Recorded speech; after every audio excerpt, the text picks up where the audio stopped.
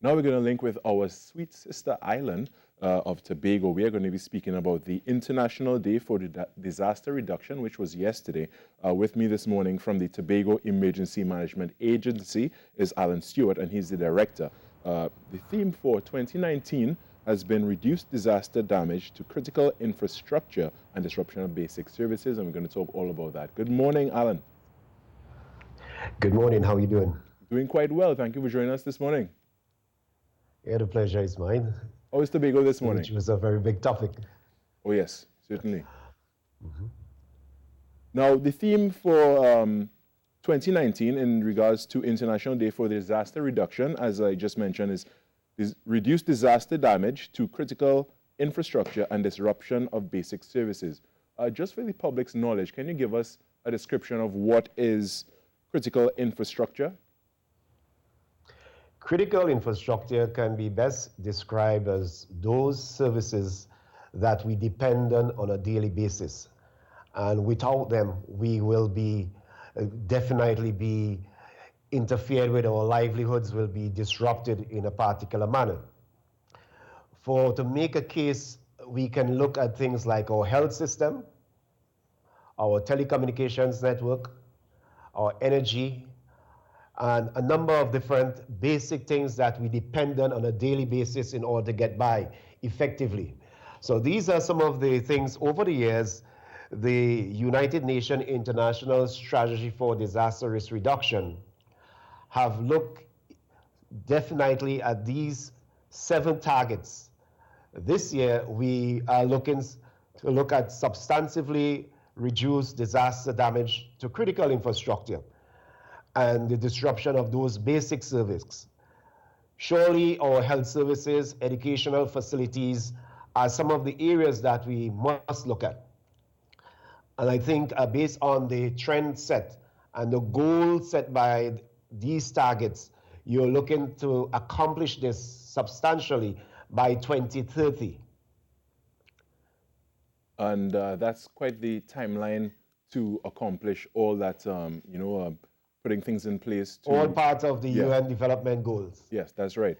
Yes. Now, what is TEMA specifically doing in Tobago when it comes to being prepared for these things? So one of the things that we do is we try to educate the population, make available the relevant information that would allow this to happen. Encourage it in certain quarters, for example, even in every sector. We try to make the case that it's important for us to make the meaningful development, harden our infrastructure to the extent that they will not be disrupted by the type of hazards that normally we are faced with from time to time. As you know, that Trinidad and Tobago is part of the hurricane belt. Also, we live in a very seismic zone. And it's very critically important that at all sectors across the nation, it is important for us to take the necessary steps to ensure that we build resilience going forward. We are not satisfied that as a country we are doing enough as it relates to climate change and climate adaptation. What is missing from the script is the approach that we are taking to climate adaptation. We have seen even recently that a tropical storm that would have passed, the center of which would have passed about 12 miles north of Grenada, affect us to the extent where we are now dealing with over 250 reports. Now, what does that say for our level of resiliency as a people? Right. Yeah. So in addition to that, we are seeing out of that same system on the 23rd, there was a major disruption across Tobago in relation to one of our major networks on the island. For what we would have experienced in that first 5 hours, is that the entire island was crippled as a result of this particular network going down. Right. And it speaks to our level of infrastructure and the resiliency that we have to deal with. So the question now is, since that time and that issue has been identified, uh, what has been done so far to help better the situation in the event such a disaster, I would call it, were to occur again? One of the first things is that we have identified what is the problem.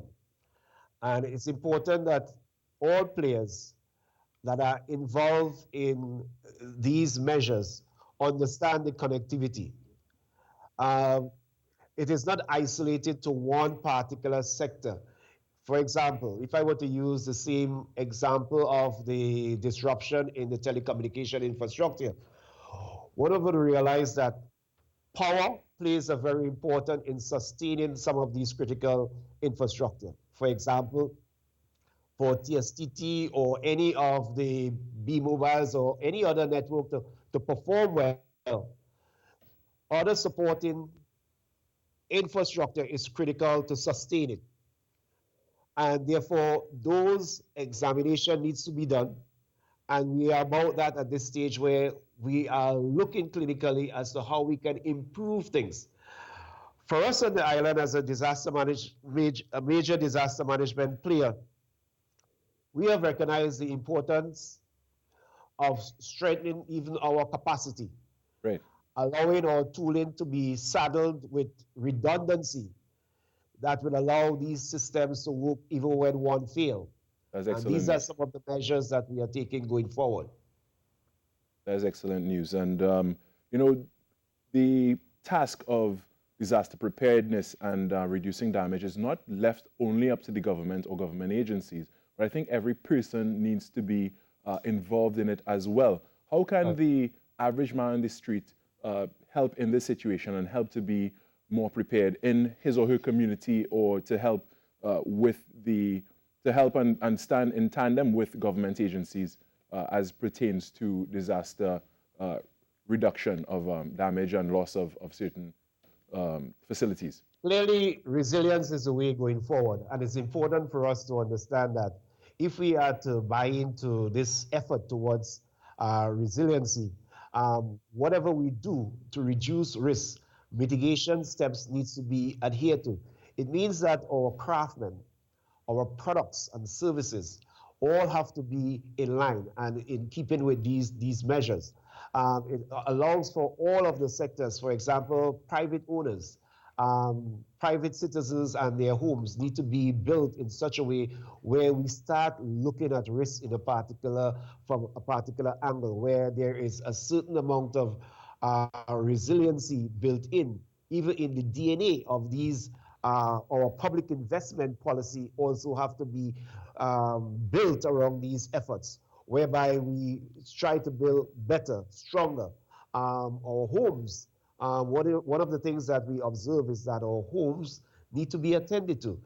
So private citizens need to be better aware that climate change is real, and therefore enough needs to be done in order for us to mirror the type of hazards that we are faced with from time to time. This is critically important as we go along. This is important. Definitely. And, you know, maybe things that like building standards and such need to be looked at as well. Well, Alan Stewart, Director of the Tobago Emergency Management Agency, thank you for joining us this morning and giving us this important information as pertains to the International Day for Disaster Reduction.